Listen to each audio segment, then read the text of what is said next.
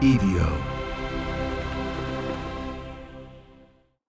This series contains adult language and depictions of graphic violence. Listener discretion is advised.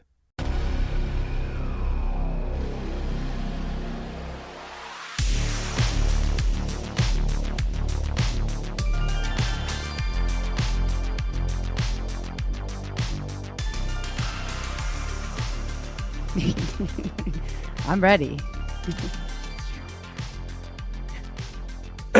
Okay, here we go.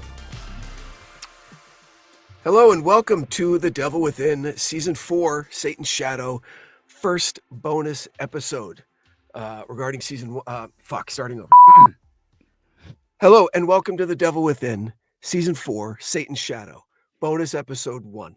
So we're doing the weekly episodes a little bit differently for the run of this season.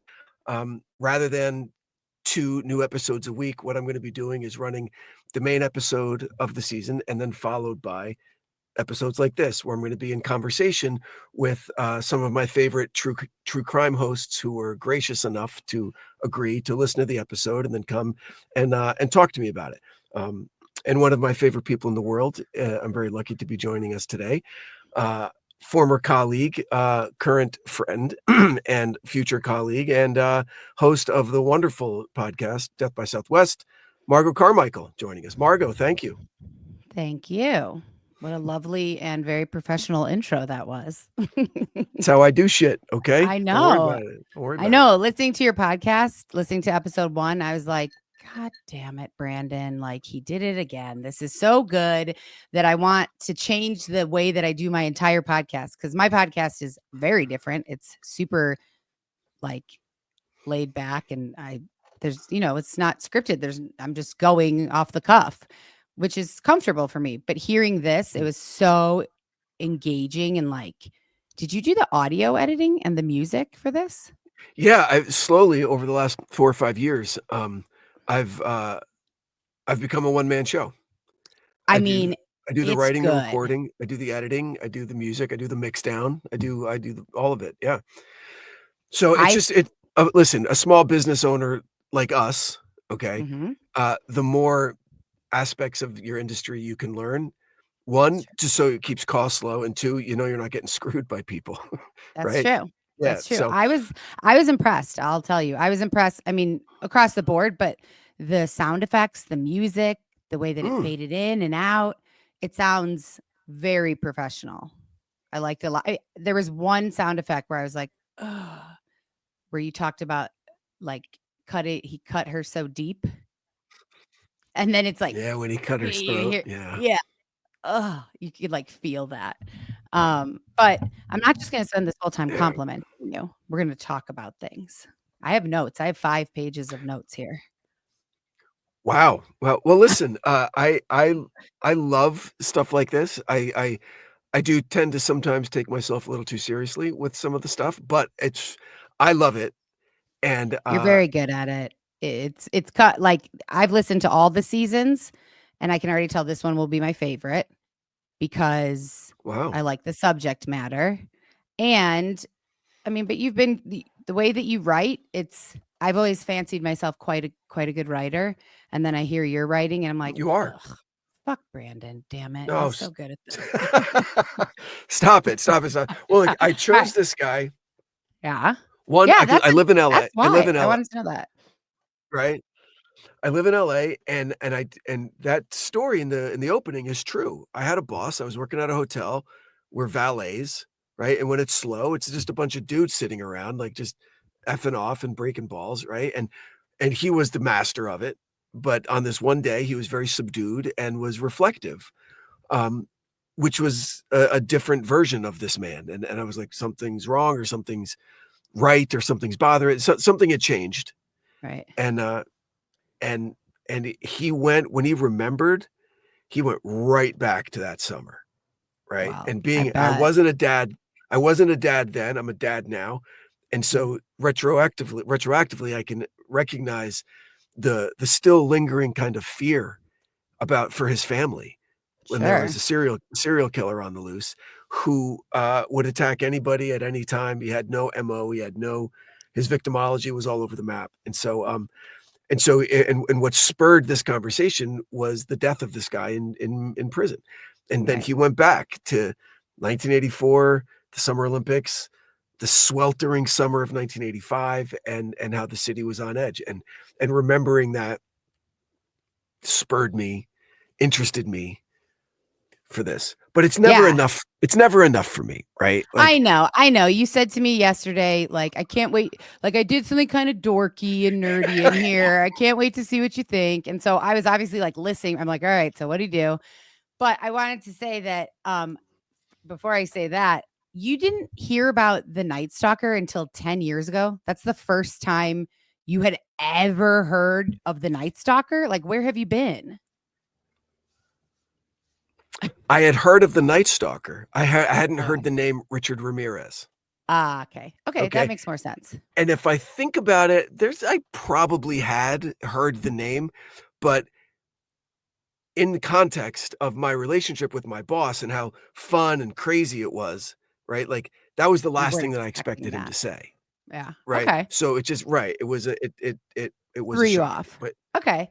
That makes sense. That's one of the first things I wrote down. I was like, he didn't know about the Night Stalker. That shocked me because 10 years ago you were like 60 or 50, right? Just kidding. What was that? So the dorky thing that you did is including all of like Dante, the book, the Dante's Inferno, and that path down that way, which will continue to be a theme throughout the season, correct? Yes, exactly. That's what has me really, really interested. All right, so for season 1, it was mostly Robert Frost poems. Okay. Right. That were the correlation, the artistic kind of parallel to that. In season 2, because it was a case in England, it was all Shakespeare. Like the episode titles were all Shakespearean lines, and episode 3 was in New York. It was all Billy Joel. Okay. Right. Billy Joel's a poet too. All right. He should. Okay. Piano Man. Are you kidding? Of course. All of his songs. And so for this one, the way I was picturing it was this guy was such an enigma and was so difficult to track down. And he was out there for so long and so many victims. It just kept getting worse and worse and worse and worse. And when you don't go ahead and listeners and cheat, but the levels of hell that we're going to be discussing later on oddly mimic both character traits of the killer and the experiences of the police officers that were trying to track him down. And so it was one of those creative moments where everything kind of clicked in. And I hadn't read Dante, since I was a teenager, right? And so that text changes dramatically over 30 years into how you interpret it, right? So revisiting the text and how I view religion now and how I view just the nature of sin right now it says changed so much from when I was a kid until now.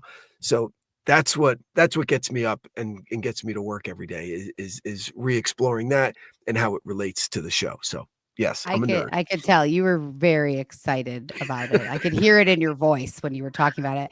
And I was like, and you're saying like, there's the classics that like we all know well, the Canterbury, the Iliad, Don Quixote, and the Divine Comedy. And I was like, the only one I've read is Don Quixote, and I consider myself a reader. And I never read any. I never read Dante's Inferno.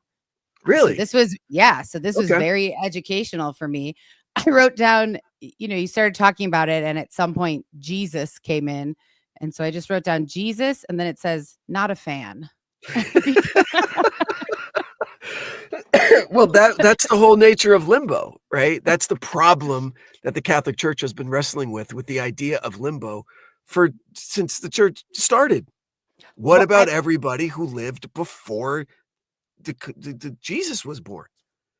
Right. None of those people are going to ever know the divine love of Christ because they weren't baptized, because they couldn't have been, because Jesus wasn't born yet.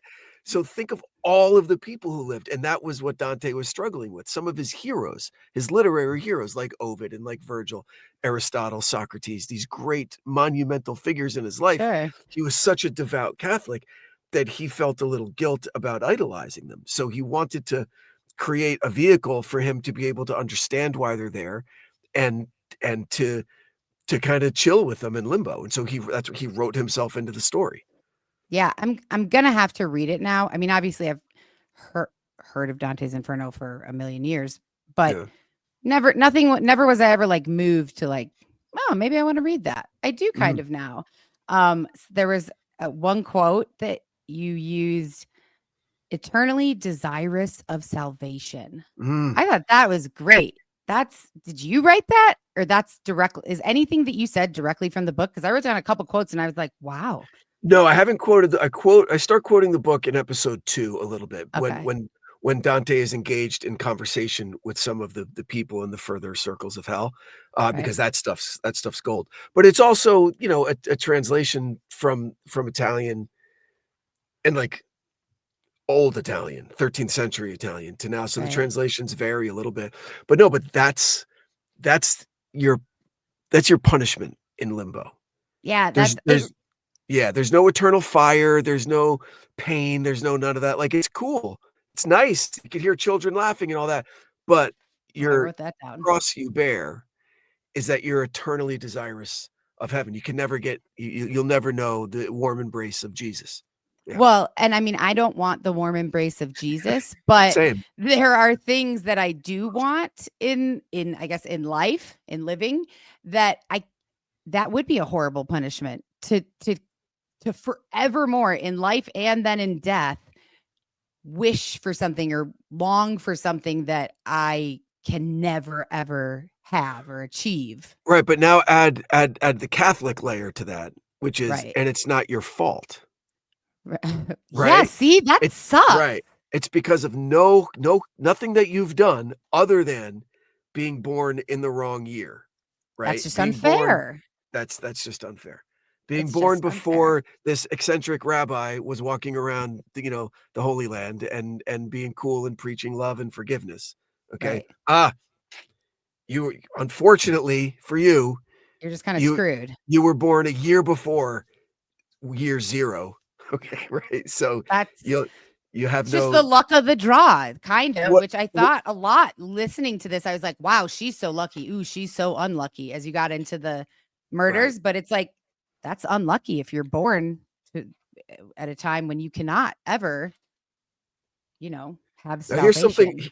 Here's something that I left out because I think it would have been too off-putting and the episode would have just kind of degenerated into religion bashing. But the church has tried several remedies for the limbo problem, specifically as it regards children who die in childbirth. Okay. Right. Right. And I mentioned that briefly in it. You did. Right. Yeah.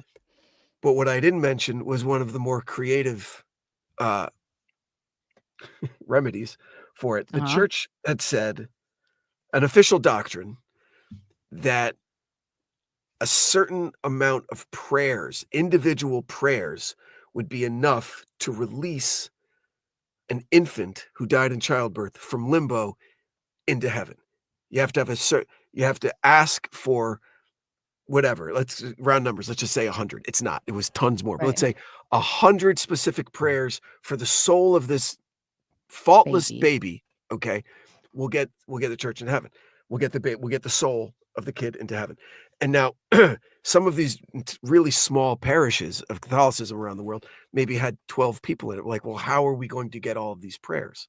That's still not fair to us. Okay. Right. Because now we know there's a solution, but just by geography, out of your reach. Yeah. Right. Geography is preventing us from doing it. So then the church is like, well, okay, we can appeal this to our larger archdiocese where there are more people. And like religion would do, they put a price on it. This is how much it will cost you for us to solicit these prayers for you. Right. And they're like, well, geez, how much? And so they're like, all right, people are at different income levels. So we're going to say 25% of your yearly income. Jeez, is what it will cost for the appropriate number of prayers to get the soul of your dead baby into heaven. I'm sorry. Can you imagine being someone who believes this? I And know. I know that I'm probably going to get some backlash for saying that, Yeah, but I know. I like know. being somebody who actually believes if I give them 25% of my income, they will say enough prayers that my baby will be into heaven. So when Like, I die, I can be reunited with my child that I never got to meet. come on. Yeah, I know. I know. I know. Come It's straight. on. Well, listen, I appreciate the attempt to assuage some of the, God, Sure. profound grief that these Sure. parents must be feeling, right? That Agreed. there is a way, but man, come on. Well, and I understand that obviously if listeners haven't guessed, I'm not religious, Mhm. but I understand that and I can appreciate and respect that it's hope. It gives people hope. Having religion, that's a big aspect of it, is believing that there is more, having hope that that this isn't it. Um, Right. I can understand that, and also I think that that's like kind of a ooh, I don't know if I feel like it's kind of a cop out to like not make Hmm. the most of this time. Like No, this is right. to me, this is it. So there's no. It's not like And I'll do it in heaven. isn't this enough? Well, Right? yeah, I'm gonna be tired by the Isn't this time this is amazing? over. But I mean, in terms of it's something better after how great is this here? Yes, there's a lot of pain, there's a lot of destruction, there's a lot of suffering, there's also a lot of beauty and a lot of opportunity and a lot of wonderful emotional opportunities to feel excitement and love and joy and sorrow and like, oh, it's amazing. True.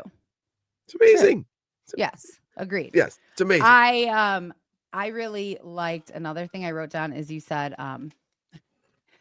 that painted in hues of gold and green with gentle streams and the air perfumed with wildflowers and soft warm breezes that echo with the laughter of children. Mhm. Wow. Yeah. You wrote that. That Yeah. is I mean, that was you could like feel that. I could feel the warm breeze. I could do without the laughter of children in But that it's a consolation imagination. prize. It's a consolation prize because you're not Yeah. getting into heaven.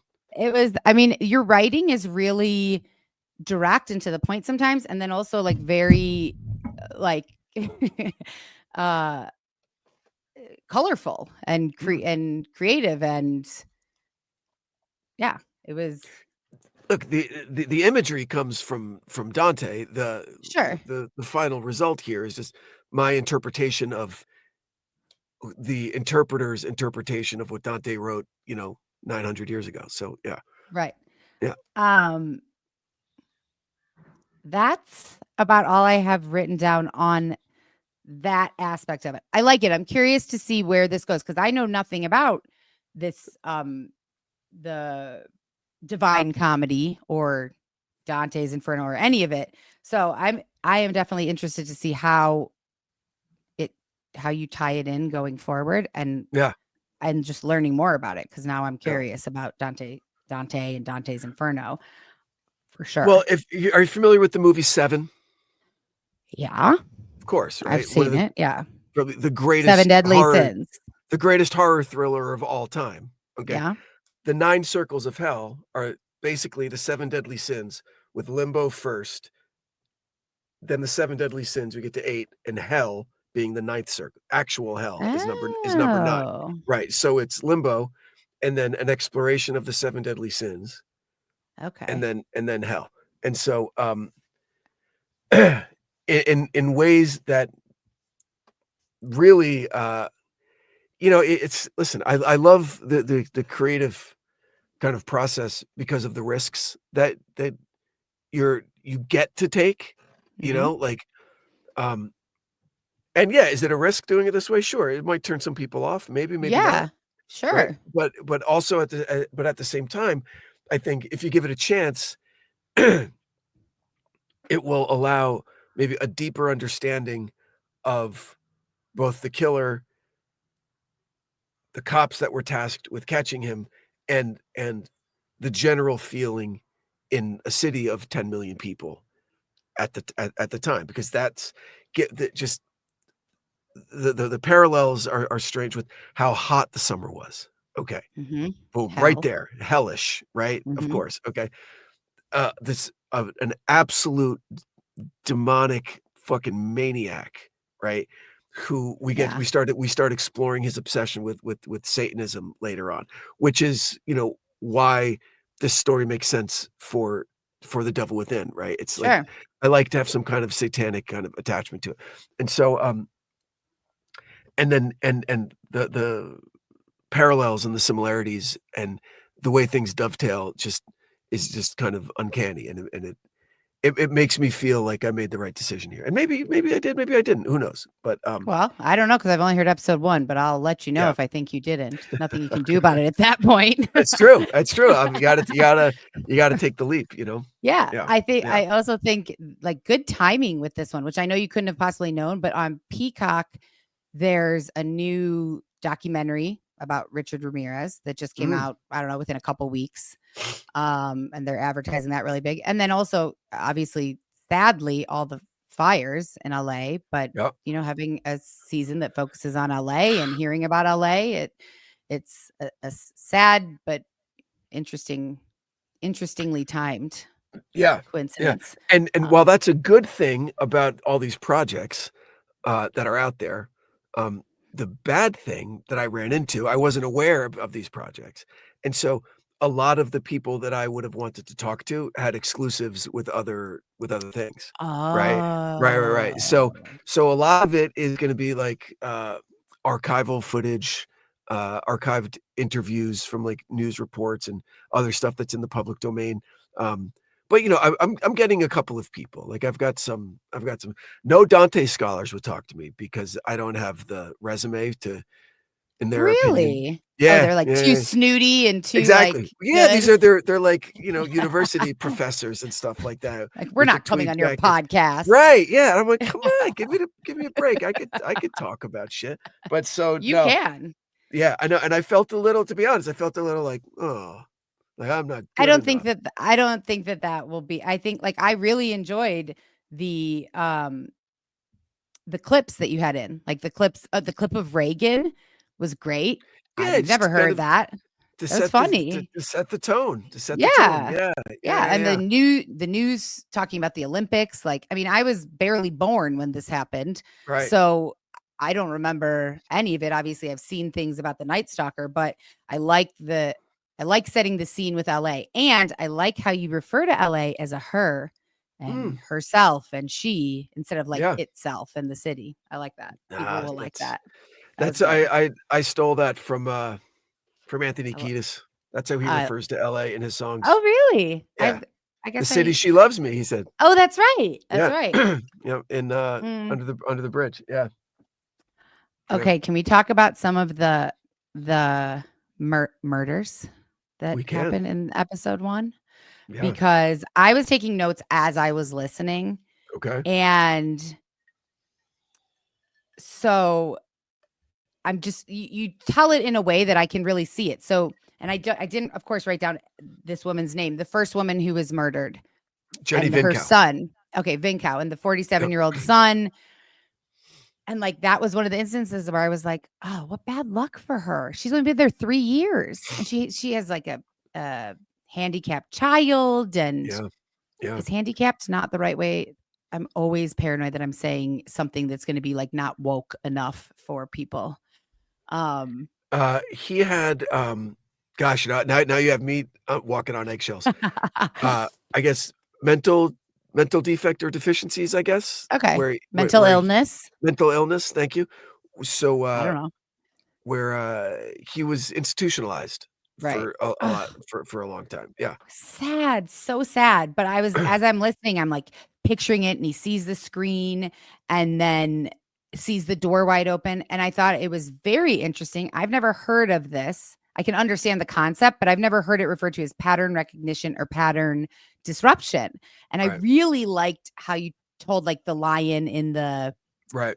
tall grass, like, that's something is disrupting what you're expecting to see, and then now for always in the future, that's gonna tell you that there's, like, danger. You Yeah, recognize it from then on, right. So yeah, you can spare your body the trauma of the adrenaline response and the flight response and all that, and really cool. that's how we survive. But yeah, man, talk Did you about bad research luck. that? Or did you Yeah, of know course. that? You No, I okay? 'Cause I was researched the like, hell out of it. Yeah. okay. I researched a lot of it, yeah. So, talk about bad luck. I mean, she left her window open because it was hot out. That's all that she did, Well, and it also, was a crime you're of on a opportunity. I know, but if you're on the first floor of anywhere nowadays, I would never. And I thought that a couple times, like how you said at one point with the murder, with the women who lived together. Yeah, Okazaki and, Hernandez, yeah. Yes, Maria, Yeah. right? Yeah. Yes. And like that you would never expect somebody to come into your garage and kill you. And I'm listening, I'm like, yes, I would. Yes, I Right, would. but after the But doors maybe not closing, back then. not back then, or well, a couple of things, a couple of things. So I partner on another podcast where, she always does cases. Oh, man, like, half of them have to do with kids, and I'm a dad, and it just Ugh, hard. and and it has affected me to a point where I was telling her this story, and she still breaks my balls about it, but we have, an alarm system in my house, not like nothing elaborate, like Sure. something that you get, like, I think I got it because they sponsored an episode last year, right? Like Yeah. Simply Safe, right? So I got Yeah. an alarm system, right? Um, and I have a one-story house, you've been there, Yeah. okay?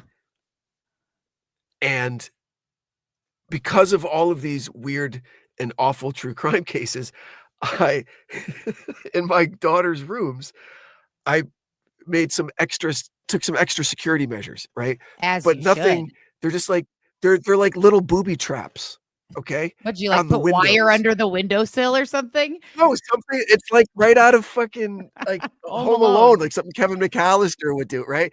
They're like gravity-powered things, so if someone is able to open the window, a loud noise will happen to wake everybody up. Okay, right. Good, So, that's yes, I good. I do 100%, and I can't go to bed until I check them and make sure that everything is in place.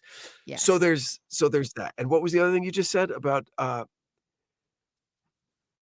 Um, I'm not a gun guy. I don't like having weapons in the house, oh, but yeah, well so, I think it's interesting because you're a man, obviously, telling this story, and these are women, at least thus far, that he's only women that, he's yeah, killed. yeah, And Mark and I talk about this a lot, that like men are just not conditioned the same as women to be as fearful. And obviously that's a generalization. I don't mean, mhm. I'm sure there are men who are fearful, but I'm constantly checking my back seat in my car before I get in my car, checking under my car. When I pull in, before I get out, I make sure that the front door light is on. And like, I am always looking around me and probably too aware of my surroundings to make sure that nobody's like, gonna kill me.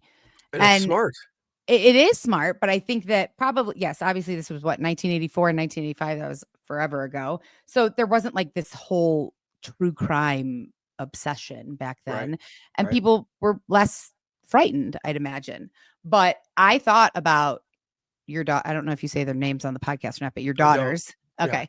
So your daughters, while I was listening to this, and I was watching like a Law and Order the other day and thought of them again. And I was like, the knowing you and knowing your wife, like they're gonna be ready. They are gonna be like strong, ready.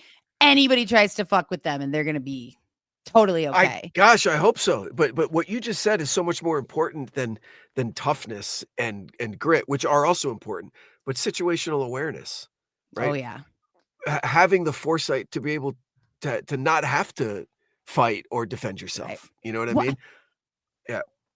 Well, that's why the last one, the last murder that you talked about in this Why episode right? killed Hold on, me. before we get to that, before I Yeah, know, but yeah. before we get to that, Yes. because you said something, so, Oh, and I have questions. Keep going. Sorry. like, just I get imagine her about, Maria Hernandez in her routine. We Yep, get into these routines, okay? yep, Coming home from work, I lived in a house once that had an automatic garage door opener, and I would know before I could see it, I'm a block and a half away, I'd hit the button on my visor, so as I'm coming around, the door is it's open, open. and I hit it before I'm even underneath, so it's closing as I'm pulling in. Don't even Yep. look behind. I'm sure she was doing something like that, right? Oh, And of Ramirez was just course. waiting and walked right in, and this whack job, right? that was what scared me the most about him, Yeah. is that he needed her to see him. He Yeah. Because pounded that's on the car. evil. Boom! Right. Yeah. You're gonna watch what I do to you. Like that's Evil. That's who like that's beyond. who this guy is. It Right. gets so much worse. It gets so I much worse. Well, this was, and again, like I'm taking notes while listening, and you say that she like puts her hands up. And I was like, what? No, what the fuck are you doing? Find a weapon, run, get like, I don't know, do something besides stand there like this. But then I ate my words because that saved her life That by saved her putting life. her hands up. Exactly. That saved her life. But I do have a question because so she, and I thought smart girl when she played dead. 100%. That's so smart. Still to this day, I think that's a good thing to do if you're in a situation like this. But then he went inside and killed the roommate, which I was Dale. like, "What, Dale? Why are you putting your head? Why are you Okazaki. sticking your head up? Don't play dead. Like, don't get up." That was creepy though, how you described it. That he was right there. Like she popped her head around and just right there. I mean, Bang. terrible. But before that, you said that when Maria heard him go inside, she opened the garage door and she fled down the alley, something. Yep. And then he went inside. And then she heard the gunshot when she was like fleeing. She could hear him shoot Dale. And then he comes out the front door and she's face to face with him again. So did she turn around and head back when she heard the gunshot, or was she just not even that far? No, so the garage door is in the back of the house where she pulled in. She opened that back, the big garage door, right? The big garage door came outside and was going to the front because she had hoped that he would go out the way he came. That makes, and I he got didn't. it now. Right. Okay. And he went out the front. I was worried about my writing there, if it was going to be clear or not. So no, I think I missed that the garage was in the back, but how you just explained it, now I can totally picture the garage is in the back and she's running around, because when I was listening, I was like, what the fuck is she doing? I would be fucking to Kentucky right now, like running so fast. Like, she was just trying to get to the street. Down? She's trying to get to the street, to some civilization, right? Well, and how weird that then she surrenders and he's like, nah, I'm good. You can live. Thanks. Right? I'm gonna walk away. They're playing that Catch Me If You Can around the fucking car like a couple of toddlers, right? Right. I mean, but he's got it, and then finally she just says, "Okay, I'm tired of running. Please don't shoot me. Just don't shoot me. You already shot me once." Yeah. And he went, "Yeah, okay. See ya." I mean, that's weird. The only thing I so can think weird. is that he respects her, like she played dead, then she got away, and then maybe he had. I don't know. What do you think? Okay, no. No, there's a reason that we get into later in the season. Okay. See, listen, what astute listeners or smarter than me listeners will have picked up already is, how do we know what happened with Dale Okazaki in the kitchen? Well, sure, because no one was there except for Dale and Richard Ramirez, and he's dead now. She died there, right? So he was obviously captured and gave extensive interviews about all of these and was very honest and open about what he did to these people. So that's how we're able, so that's how we're able to get these minute by minute accounts of exactly what he did and exactly how he did it. Yeah, so I liked the 8 seconds. And when you said it the first time, like, she knew that, she'd open her garage, and 8 seconds late, she pressed the button. 8 seconds later, it was open. She was in the garage. And I was like, that's going to be important. That's an interesting detail to include. It's just also to show the routine that sometimes can trip us up, right? That's right. That's what I was going to say. I don't have a garage. I have a carport, but Mark has a garage. And so when sometimes he'll leave for work and I'll move my car from the street into his garage. And it's like, I don't know, 5 o'clock in the morning, he's going to work. So it's very early. There's no one out. It's dark out. Who's trying to get into his garage? I don't care. I am so paranoid about it that I have a knife in my car. So when I get out of my car in the garage, I have the knife in my hand just in case there's somebody there. And I don't shut the garage until my hand is on the front door. And then I shut the garage door, because I don't want to shut the garage door and be locked in this garage with somebody. Yeah. So it is. I totally agree. You get into a routine and you don't do that. That's how you get killed. And then you drop you lose your situational awareness, right? Yep. Your ability to recognize disruptions and patterns is all that Yep. you're relying on then. And if someone is more prepared than you, that won't be enough, That's right. right? That's right. Be more Yeah. prepared. Yeah. Yeah. Okay, so the next one, the what was her name? The last girl? Veronica Yu. Veronica Yu. I was like so impressed with her when you started talking about like, good for you. You're so aware. You know that he's following you because definitely, I mean, like, I feel like many men and women, definitely women though, have done that where you feel like somebody's following you. I'm going to turn this way, this way, this way. And then they fall off and you're like, oh, it was my imagination. I was just getting, I was a little paranoid, but she wasn't paranoid. Like this person was following her. And so I was like, oh my God, that saved her life. And then she fucking went after him. What is wrong with, I'm not like victim blaming. I know that's a big thing. And I'm not at all trying to do that. It's tragic, but you got away. Stupid. We could say it's fucking got stupid. away. It was Go stupid. home. Yes. Oh, right. Ego got in there. Who the fuck do you think you are you pervert? What are you doing? Blah, blah, blah, blah. And Ramirez had given up. Right. He's like, okay, this one, she's too smart probably, for me. Yeah. Right. And then she pissed him off. Well, I mean, even like they pulled up and they were next to each other and like, all right, so you chased after him, you pull up next to him. At that point, drive away. Like you can see his face and his face was scary. I don't know. I can't believe that that was stupid is right. For sure. It was stupid. And it establishes also a pattern with Ramirez that in a very strange way I'm familiar with. I'm not drawing any parallels between myself and Richard fucking Ramirez, okay? Okay. But Mhm. Ramirez often, even if he hasn't admitted it, I recognize it. He avails himself of the safety and the anonymity of the LA freeway system, okay? Yeah. Like, you could be doing some terrible shit on the surface streets, and then as soon as you get on the freeway, you disappear. Yeah. That's true. There's always traffic. They're never empty, okay? Yeah. And so, like, let's say, for the sake of argument, that you're buying a bag of weed, okay? Yeah. And you're nervous and you're looking all around, you can't wait. You hope there's a traffic jam on the 405, okay? Right. Because you get on there and you're like, I'm cool now. I Right. can't You speed. just blend in. Yeah. I can't swear. I can't break any traffic laws, like nothing. Yeah. Right. That's a So good there's no point. way I'll get pulled over. So that comes up over and over again. Ramirez would do something terrible, and then he would just blend into the freeway and look for a victim.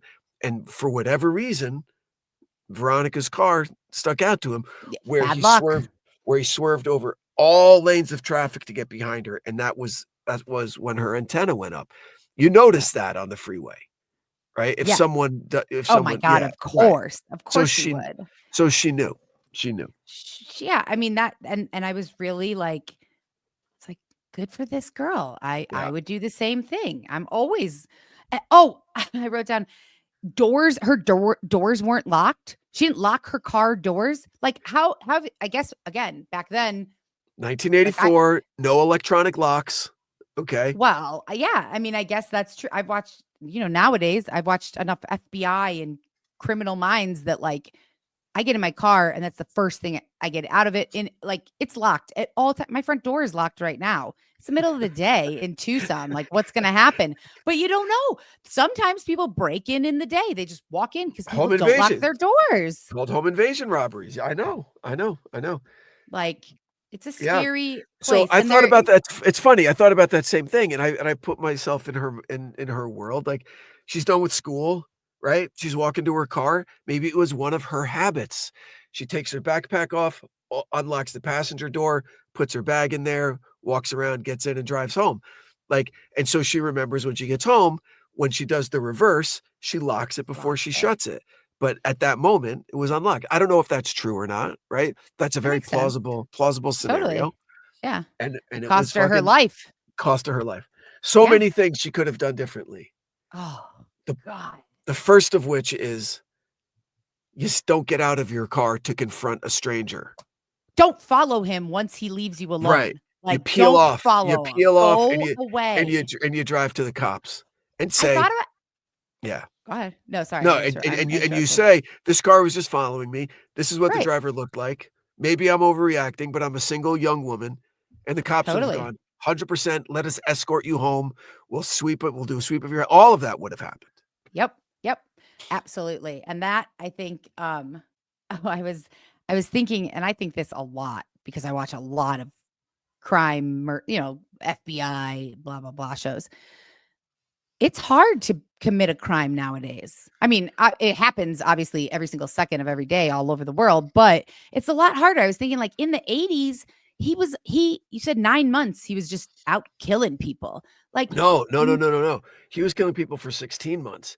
It was 9 months oh. before the city knew that there was a serial killer on the loose. That 9-month period Whoa. of limbo, right, Right, right, right. Yeah, was you said that multiple was times. when You're no right. one You're knew right. what was going on, and then Right. when they did know, it was another 6, 7 months of this maniac out there. Yeah. Like that's crazy. That would probably not happen today. I'm not going to say never happen today, but if you think about it, there weren't cameras on every street. There was no Right. cell phones, no GPS track. Like I think I've said this to you before, but all you have to do is outrun the cops when you commit a crime back then, and like you're good. I've talked about this a lot with other people, and it's for all of the wonderful police work and stuff that have captured these people, Mm. how many people have gotten away with murder?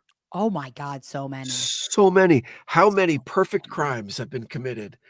And because people are the main thing that gets people caught, well, is stupidity and ego, but if they keep their mouth Sure. shut, right? We hear about them at least a couple times a year, a deathbed confession, right? Yep. Someone's like, "Okay, I did this 60 years ago, and I gotta get it off my chest." Like, Yep. "Whoa, dude. Good for you for being quiet this whole time." Right? You know what I mean? Like, that's where I grew up in Jersey, like, that's he's good people, he knows how to keep his mouth shut, right? Like, that's what it's about. Yep. That's true. That's true. Oh my God, so many. It's really creepy to think about. There's so many because We I did a always case looked at yeah. we did a case that in my mind, if they would have kept their mouth shut, listen, they're criminals, they're murderers, it's horrible, okay? Right. But it Sure. was the perfect crime. It was the perfect Oh, crime. A guy, married, started banging the nanny. Okay. All right. shocking. Right? And they wanted the wife out of the picture. All right. Wow. They wanted her dead because she had the money. Okay. Right. So here's what they come up with. It's genius. Okay. Okay. They catfish a guy on some kink website. Okay. Yep. I know it. This Pretending just happened. pretending to be the wife, like, "Hey, I want rough, violent sex, and I like to be scared, so break into my house." Yep. This Okay, dude, this that's just it. happened. Yes, I that's read this story, the nanny, the Magdalena something, with the weird was her last name, last a name. Brazilian Yeah. name. Yes. Yep. Yeah. How I mean, think about it. So smart. The more the guy plays into the kink, the more he thinks that it's real. Yep. I gotta break into that. So it looks like a break-in. It looks like a rape and every Yep. but they It just was couldn't keep their mouth shut. well, yeah, How they were diabolical is that setup? it's so evil. And It's they had like so they evil. didn't like they had kids. He had Yes. a child with her. Yes, I How know. can you like, I don't understand. Just leave. I know. Bye. I'm And running away to Brazil with the sure, nanny. exactly. Like you the first guy to bang the nanny and leave your wife? No, of course not. Right? I mean, Exactly. yeah, but Gotta I mean, be murderous and that kind of murderous, like, that kind where please. where and I'm not kink shaming at all, but No, no. you have to implicate a guy who was just looking to get off, right? I know, I felt bad for That's him. terrible. He had a sweet little dog, I remember, and Yes. like, oh, so Oh, sad. Yeah, awful. But but so what I'm yes, going back good to your point yeah. is that, yes, it was the '80s. It was I think what you're kind of saying is that it was easier to get away with shit back then. Yes, of Yes, course it was, yes, absolutely, which always just that's like a rabbit hole that I could yeah, but go technology down. is catching up, so a lot of those motherfuckers who thought they got away with shit back then, now the genetic Right. genealogy is nailing them. Yes. Yeah, That's true, that's true. yeah, yeah. Um, and I'm interested because you didn't say, at the very end, you say Valley Intruder is how he was known. Obviously, we know that he comes to be known as the Night Stalker. Yeah. But Yeah, there was a specific spree within his overall spree that a news report. I'm gonna I kind of hang a lantern on it a few episodes down. The newscaster that dubbed him the Night Stalker. Yeah, okay, I'm it was a interested. specific. It was a specific thing. Yeah, yeah, Yeah. and again, don't read ahead. Because there's a Uh-uh. there's a lot more there's a lot more coming up about I his past and about his upbringing and about yeah, it's and the cops are amazing. The yeah. 2 cops that tracked him down and how they did it and what wound up being, his ultimate undoing is really interesting, so, Yeah, I don't yeah. so I've heard of him. I've definitely watched things about him, but not recently. So this was all felt new to me for sure. Yeah. And then Good. the only thing that I do know, as I recently saw something, is how he was eventually captured, like in that last moment, which I won't say now because I'm, you know, Yes. but and then I know the last thing I want to know is, was there ever do you ever find out why he chose blue houses near the freeway exits? No, that was never, like, he never explained that. That's so weird. No, and it's strange about that, the only reason that I included it, because listen, I'm not a journalist, fine. Sure. However, I like to get corroboration from things, Yeah. okay? Um, the only reason I included that in this is because it was told to me first person from someone who went through it, from my Right. old boss, okay? Yeah. Yeah. Because the cops and stuff that I did talk to, you get it one cop said, "Oh, 100% that's true." One cop is like, "No, that was bullshit." Okay? But Oh, yeah, but then when you hear episode 2, it's a it's a blue house right off the 605 freeway. And I that's think it's so because strange. and I think it's because he knew that that was his escape hatch, that he could get onto the The freeway freeways. and Ah. disappear. Yeah, you Hmm. know? That's my interpretation. I'm not a cop, I'm not an investigator, I'm not a journalist, I'm not any of those things, but, it No, and that makes sense. I will always defer to what makes a better, more interesting story without blatantly telling things that I know are untrue. So, I You included that because it was told to me first person, and I at least had one cop offer some corroboration. And I like that. in the interest of fairness, another cop said that that wasn't true. So, okay. Sure. Well, Yeah. I mean, that's like researching any story. It's like there's Yeah. 18 different, like there's always conflicting things. But yeah, this Yeah. was, I mean, I really am not, without like blowing smoke up your ass, because you don't need it. You know, this is good. You already know this is good, but it's I good. It's really interesting. I really, I'll be honest, this is rude. I apologize, but I did not think you did the music or the sound effects. I thought that you had somebody do it. I mean, it's really good. It was very, very good. I was impressed. And the writing and just the story, the cliffhangers, at one point you're like, the killer wasn't quite done for the night. And then you pause. And it's like it's dramatic. It's good. Well, So terrific. I'm stoked about that. Thank you. yes. I respect your opinion, and, I appreciate you I taking the time. Yeah, of course. And I'm happy to do this anytime you want. And even if you are talking to somebody else, I expect these episodes. I want you to send it to me so that I can Okay. listen to it. I mean, I know I can listen to it. There's more in the Dropbox, so if you want. Okay, So, good. yeah, Okay, good. yeah. Um, Awesome. just for Well, you, thank ahead of you. sneak peek from Margot. Yeah. Tell me alright, so tell people about you and where they could find you and what you're doing. Oh God. What am I Okay, doing with my guys, life? just check out Death by Southwest. Much like Yes. I'm a one-man show on Devil Within, Margot does everything on Death by Southwest. It's a Yep. terrific show, and let her tell you about it.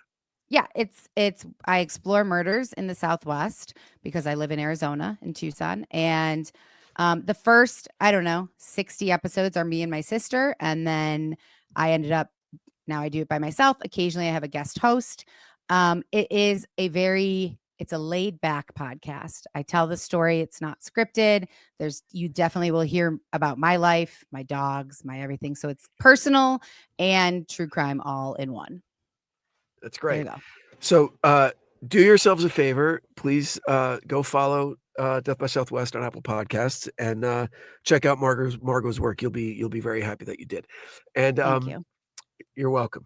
And so yeah, Devil Within, Satan's Shadow out now in release. Main episodes drop every Wednesday, and we'll be doing these bonus episodes every Friday throughout the season for all 9 episodes of the season. So and they will be, the video will be, the videos of these bonus episodes will be up. Don't make that face. I'm going to make sure they're up. Available on YouTube. Yes. So please check it out. So guys, Margot, love you. Thank you so much for taking the Love you time here. too. Thank you very much. And I want to thank everybody for listening, and we'll see you next week. And leave a review for The Devil Within for this new season. If you feel so inclined, that helps the algorithm so much. Any engagement on Apple Podcasts helps a ton. So I don't like asking, but I know, but I asked for you. There you go. Thank you. We'll see you next week, everybody. Thank you. Bye.